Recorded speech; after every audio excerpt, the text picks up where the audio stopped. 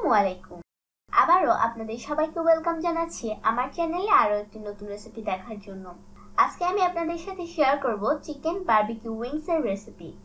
আশা করি আজকের রেসিপিটা আপনাদের কাছে অনেক ভালো লাগবে। তো চলুন আমরা রেসিপিতে চলে যাই।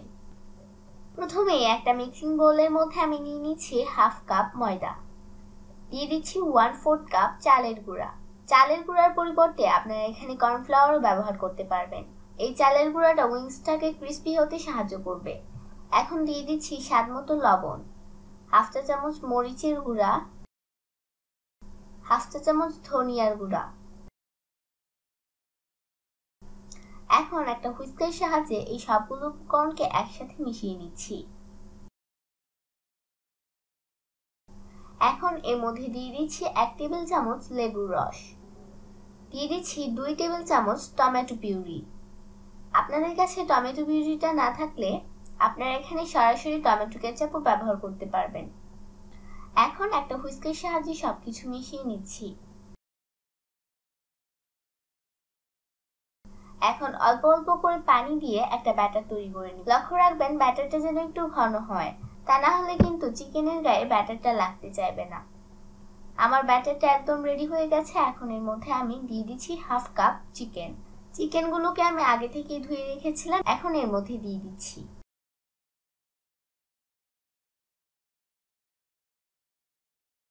এখন এই বোলটাকে আমি ডিপ ফ্রিজে রেখে দিব 15 মিনিটের জন্য। ফিরে এলাম 15 মিনিট পর। এখন একটা প্যানের মধ্যে আমি তেল দিয়ে গরম করে নিয়েছি, আর এর মধ্যে একটা চামচের সাহায্যে চিকেনগুলো দিয়ে দিচ্ছি। আর চিকেনগুলোকে অবশ্যই লো হিটে ভাজতে হবে, তা না হলে উপর দিয়ে ক্রিস্পি হবে কিন্তু ভেতরে কাঁচা থেকে যাবে।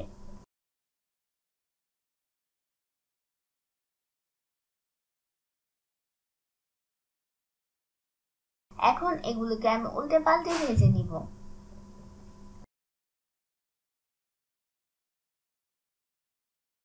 আমি উইংসগুলোকে ভেজে নিয়েছি, এখন বাকিগুলোকেও এভাবে ভেজে নিব। এখন একটা প্লেটের মধ্যে তুলে নিচ্ছি।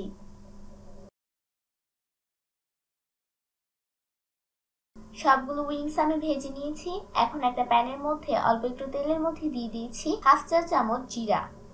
জিরাগুলো যখন এভাবে ফুটতে শুরু করবে তখন এর মধ্যে আমি দিয়ে দিচ্ছি আদা আর রসুন বাটা। এখানে দুটো মিলিয়ে 1 টেবিল চামচের মতো দিয়েছি।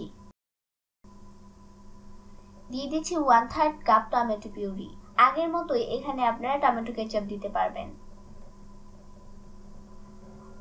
দিয়ে দিচ্ছি 1 চা চামচ লাল চিনি আর 1 চা চামচ সাদা চিনি। আপনাদের কাছে যদি লাল চিনিটা এই মুহূর্তে না থাকে তাহলে কিন্তু পুরোটা সাদা চিনি দিয়েও করা যাবে। এখন মশলাটার সাথে চিকেনগুলোকে ভালোভাবে মিশিয়ে নিয়েছি।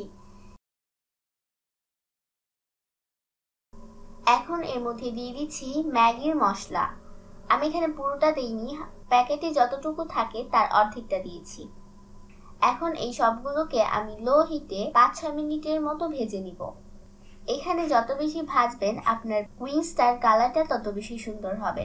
আমি 5 মিনিটের মতো উল্টে পাল্টে ভেজে নিয়েছি।